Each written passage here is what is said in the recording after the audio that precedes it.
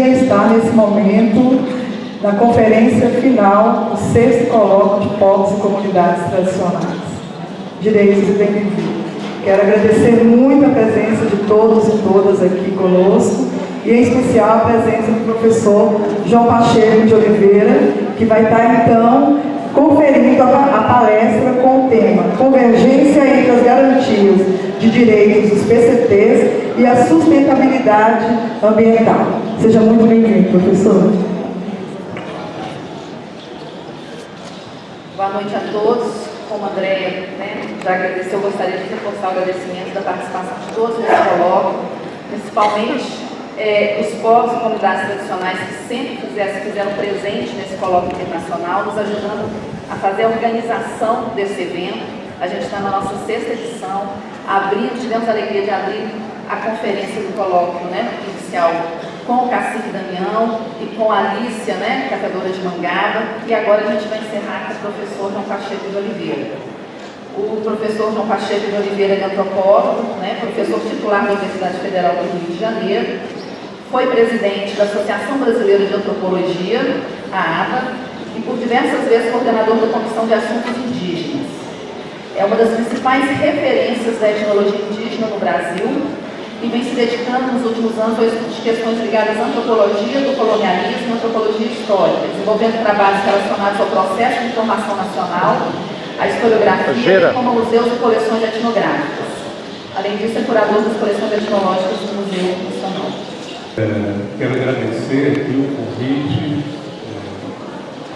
dos organizadores desse 6º encontro. É uma alegria estar aqui. Das vezes anteriores eu não pude estar, nem sabia do evento, não tinha conexões diretas com o que acontecia aqui. Eu sou um pesquisador, de certo modo, de outra região, eu trabalho na região amazônica, basicamente a minha área de pesquisa é a região de fronteira, o Alto Solimões, e tenho também trabalhado muito com os indígenas do Nordeste. Não diretamente fazendo trabalhos etnográficos, mas basicamente orientando trabalhos. Muitos orientandos meus fizeram trabalho junto com eles, participaram da feitura de laudos, acompanharam o processo de luta pela terra, enfim, construção de centros comunitários, lutas de vários tipos, e também realizei uma exposição sobre os índios do Nordeste, chamada Os Primeiros Brasileiros, e era exatamente um pouco a tônica do que eu penso falar aqui para vocês, recuperando um pouco essa condição de pensar o Brasil. Não pensar o Brasil na chave que normalmente ele é pensado, como sempre alguma iniciativa das pessoas que vieram de fora, Quer dizer, os administradores vieram de Portugal, os clérigos vieram às vezes de Roma, às vezes da Espanha, em vários lugares também. E muitos outros, os naturalistas vieram da França, vieram da Alemanha, mas sempre quem conta as histórias são as pessoas que vieram de fora. E as histórias não contemplam as histórias locais, não contemplam a vida das pessoas e a experiência das pessoas. Acho que isso é muito importante para nós termos uma visão mais adequada do que esse Brasil tentar compreender como esse Brasil foi construído com imagens bastante negativas em relação às populações que eram as originárias, em relação a todas as populações que não eram claramente identificadas como europeias ou não traziam a marca de terem vindo através dos barcos. Dizem os nossos vizinhos argentinos que todo argentino vem dos barcos, e um deles é do país. Ele é sempre dos barcos, ele veio da Espanha, veio da Itália, veio de algum lugar, mas ele não é dali. O Brasil é uma situação bastante mais complexa. Os brasileiros, em geral, admitem que eles têm origens indígenas, né? Mas tem também uma visão bastante preconceituosa em relação aos indígenas, e toda a construção do Brasil é feita expurgando o que existe de indígena dentro desse país. Então, eu acho que o nosso esforço aqui, hoje, prometo abordar esse tema de modo muito breve também, tratando do final do seminário, certamente todos estão cansados, houve muitas discussões produtivas aqui, documentos elaborados, muitas ideias, muitas lutas já foram recuperadas, e eu não pretendo trazer muitos dados específicos. Pretendo mais apresentar a vocês algumas, talvez, conclusões em relação a isso, para que vocês possam ver similaridades com tudo que se discutiu aqui, e pensem também um pouco as propostas de futuro em relação à nação brasileira, em relação a um desenho diferente e desejado, e um desenho que tenha a nossa marca, que tenha a nossa digital, que tenha o nosso calcanhar, né? E que seja realmente alguma coisa que reflita a experiência, né, dos outros no Brasil, né? Eu acho que fazer menção também a um trabalho que eu escrevi há 2 anos atrás, que eu imagino que talvez fosse um pouco a inspiração até para fazer essa conferência, que é esse livro chamado O Nascimento do Brasil e Outros Ensaios. É um livro que eu não estou fazendo propaganda dele, né? Eu tenho uma outra visão em relação à produção acadêmica, em compromisso com os grupos sociais. Então, esse material, como tudo que eu produzi, está na internet e pode ser acessível através de acessos.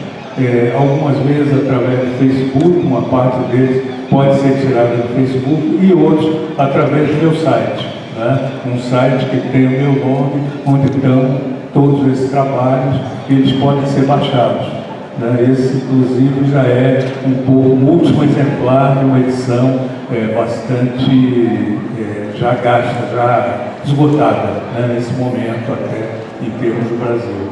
Mas eu acho que o que ele coloca é nós tentarmos sair de uma visão em que nós imaginamos o Brasil segundo o modelo que os portugueses elaboraram e que eles passaram para a elite, que era a elite branca, que no século XIX proclamou a independência do Brasil e construiu umas imagens e organizou o Estado brasileiro também. Eu acho que essa continuidade que vem do período colonial até o período de formação nacional é algo que nós devemos recuperar, né? Nós não podemos esquecer também dos primeiros momentos, nós não podemos esquecer do colonialismo, porque o que a gente vê no Brasil atual hoje é muito próximo da chegada colonial do Novo Mundo. É muito próximo da violência colonial, das categorias coloniais que são usadas e dos preconceitos que são acionados contra as populações locais. Então, eu acho que o nosso esforço de recuperar a memória dessa colonização, ele é muito importante na nossa luta também. Acho que esse livro, ele procurou ser uma tentativa de escrever uma história do Brasil a partir do indígena, né? O indígena sempre foi visto como um entrave ao desenvolvimento do Brasil. E tudo que é apresentado como positivo em relação à formação do Brasil é aquilo que se afirma sobre o indígena, em cima dele, né? Afastando o indígena dos territórios, afastando da cultura, transformando o indígena em cristão e submetendo a um outro modo de vida. Eu acho que o que a gente procura fazer é que essa história que é contada do Brasil, ela é uma história, todo mundo conhece o jogo do Castelo de Cartas, né? Quer dizer, o Castelo de Cartas é aquele castelo que a gente vai fazendo, botando uma carta em cima da outra, empilhando em outro castelo grande. A história do Brasil é um pouco assim, como se fosse um castelo de cartas. Ela é bonita, mas ela é absolutamente frágil. Ela não conta conta as verdades e ela não dá conta do que o Brasil é, nem do contemporâneo que ela traz, né? Dos desafios que esse país tem, da dureza, inclusive da violência que marca esse país. Então, a semelhança com o Castelo de Cartas é esse, que o índio, ou poderia ser por extensão também, o negro, as populações tradicionais, enfim, todas essas populações que foram excluídas dos benefícios da civilização, mas foram transformados sempre nos produtores diretos das riquezas, porque as riquezas, o café, a borracha, a cana-de-açúcar, o gado, todas essas coisas foram produzidas não pela meia dúzia de europeus que vieram para cá, mas foram produzidas por mãos indígenas, pelas mãos dos escravos, pelas populações tradicionais. Foram esses que realmente produziram o país, né? No entanto, não são esses os donos do país. Os donos do país são outros, são aqueles que têm os títulos de propriedade, aqueles que têm os títulos doutorais também, que dominavam as academias, que dominavam as relações com a Europa e sempre se apresentavam como os mediadores da civilização. Eu acho que precisamos contar a história de uma outra maneira, né? E eu acho que quando nós tiramos desse castelo de carta a carta que está representando o indígena, de certo modo o castelo cai completamente. O Brasil não existiria do jeito que ele é sem os indígenas, né? Não existiriam, por exemplo, as cidades do Nordeste, não existiria Salvador, não existiria Recife, Olinda, não existiria São Paulo, o Rio de Janeiro, não existiriam todas as estradas do interior, não existiria o começo da implantação da cana-de-açúcar em todo esse país, né?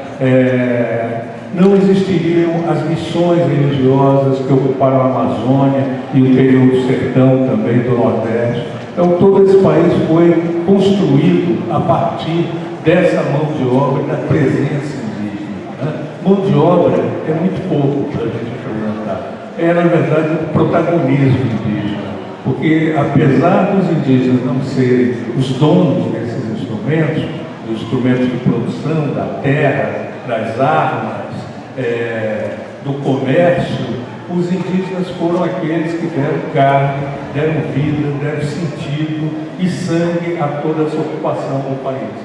Eles construíram categorias culturais, modos de relacionamento, eles chamaram os lugares pelos seus nomes, eles deram nomes a tudo aquilo, povoaram aquilo, dos seus símbolos, das suas cosmologias, do seu modo de pensar, das suas práticas culinárias, do seu xamanismo, e, na verdade, o país foi construído a partir disso, né? E eu acho que quando falo isso em relação ao indígena, também temos a mesma observação em relação às populações negras do Brasil, que saíram da condição de objetos de venda direto no mercado e também criaram protagonismos dentro dos quilombos, dentro de ações organizadas dos índios, nas populações urbanas, nas irmandades criadas pelos próprios negros. Foram sempre momentos pelos quais essas populações se transformaram em protagonistas e começaram a construir um país de um modo diferente, né? Construíram um catolicismo que está longe de ser o catolicismo romano puro, né? Construíram um catolicismo muito mais complexo, misturado com uma série de outras crenças, de modos de pensar, né? Construíram uma língua também, né? Que é muito diferente do português castiço de Portugal. Construíram uma cultura totalmente distinta. Eu acho que esses foram esforços importantes, né? Que a gente precisa compreender. Uma das finalidades do meu livro, e eu acho que aqui no encontro com vocês, que eu espero perguntas, espero questionamentos e também convergências para trabalhos e atividades futuras, né? Como eu disse, eu conheço pouco da região, mas eu acho que algumas coisas que eu posso contar podem ser interessantes também para fazermos parcerias, para trabalharmos juntos, desenvolvermos projetos e ações que podem ser ricas, né? Então, um dos pontos que eu gostaria de sublinhar é e que é um dos objetivos do livro, até o subtítulo dele foi esse, né? A construção da alteridade no Brasil. Né? Acho que, sem correr o risco, talvez, de ser demasiado acadêmico aqui, mas eu vejo que tem muitos professores também da universidade, então também queria puxar essa discussão pensando um pouco neles. Né? Eles ensinam os jovens e eles dialogam e atuam nas comunidades também, então acho que merece uma atenção também especial. Eu acho que há uma confusão muito grande dentro da discussão brasileira sobre alteridade e identidade. Né? Vocês talvez tenham pensado muito, né, a respeito da recuperação das identidades, que é um elemento muito forte, por exemplo, em relação à população negra. Né? A luta pelas identidades, recuperar as suas culturas, o seu orgulho, a beleza negra, a afirmação de suas raízes. Tudo isso é um movimento que já vem desde os anos 70, né?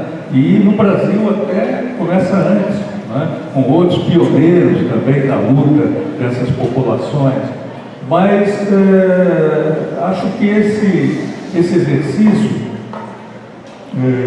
nós podemos tentar desenvolver pensando um pouco mais, né, nessa questão de o que significa realmente uma ideia de alteridade, o que é a nossa ideia do outro. Né? E frequentemente essa ideia tem sido muito esvaziada, imaginando uma experiência de uma pessoa no espelho. Quer dizer, no espelho uma pessoa apenas se vê e ela descreve como ela é. Né? A experiência do espelho é isolada, a experiência do espelho é única e ela também exclui o mundo à sua volta. Ela só reflete aquela pessoa a partir do modo como ela quer se ver. Né? A experiência da identidade ela é muito bonita e muito importante. E eu acho que, sobretudo para as populações subalternizadas, ela é de uma riqueza extraordinária. É importante, em muitos momentos, que essas populações se olhem no espelho e elas se vejam a partir dos exemplos trazidos pelos seus velhos, pelos seus oficiantes religiosos, pelas suas tradições, e não se olhem pelo olhar dos brancos, mas se olhem por olhar deles mesmos. Né? Essas são experiências muito ricas que podem ser contadas, podem se transformar em uma série de lutas referenciais e coisas desse gênero. Né? Acho que, quando eu pensei até nesse livro, uma das ideias que me passava pela cabeça, também sempre passou em todos os trabalhos que eu realizei, é que a produção acadêmica, produzir alguma coisa de conhecimento, não pode ser o final do processo de trabalho. O processo de trabalho deve redundar também em processos de transformações práticas, em compromissos que permitam mudar as relações existentes. Claro que um livro, quem escreve um livro, tem uma capacidade muito diferente de ação. Ele não é um político, ele não é um governador, não é um presidente, ele pode mudar mais a cabeça das pessoas e convocar a fazer coisas. Mas ele precisa ter uma preocupação também em mudar relações. Né? E eu acho que quando eu escrevi esse livro, uma coisa que vinha na cabeça era que seria importante estimular uma grande experiência de contar a história do Brasil a partir das histórias indígenas. Né? E eu acabei esse livro num determinado momento, de 2014, estou falando muito da história e ainda mergulho nos séculos passados. Mas, enfim, 2014, né, ano que nos lembra muitas coisas da história contemporânea do Brasil, o impeachment e tudo mais, mas me pareceu uma possibilidade muito interessante, um projeto que era fornecido pela CAPES, um organismo do Ministério da Educação, que trabalhava com as pós-graduações e que falava sobre a possibilidade dos pesquisadores falarem sobre os grandes nomes da ciência nacional. E eu disse, eu acho que em algum momento eu vou falar eu tenho falado também sobre os grandes nomes da antropologia, escrevi sobre Darcy Ribeiro, sobre Roberto Cardoso, sobre Eduardo Galvão, várias pessoas foram importantes em construir a antropologia brasileira. Mas eu acho que eu queria aproveitar o projeto, até por ser uma iniciativa oficial, para fazer uma coisa diferente, para botar à luz as histórias do ponto de vista dos indígenas. Recontar as histórias das comunidades locais, dos povos e dos grupos locais a partir da perspectiva do que foi feito pelos indígenas. Como eles entendem essas histórias. Recuperando aí os grandes feitos, as tomadas de terra, o asseguramento de direitos, a recuperação de tradições culturais, de línguas e tudo mais, e recuperando também as violências praticadas, os massacres, as guerras justas, as ações de escravização, enfim.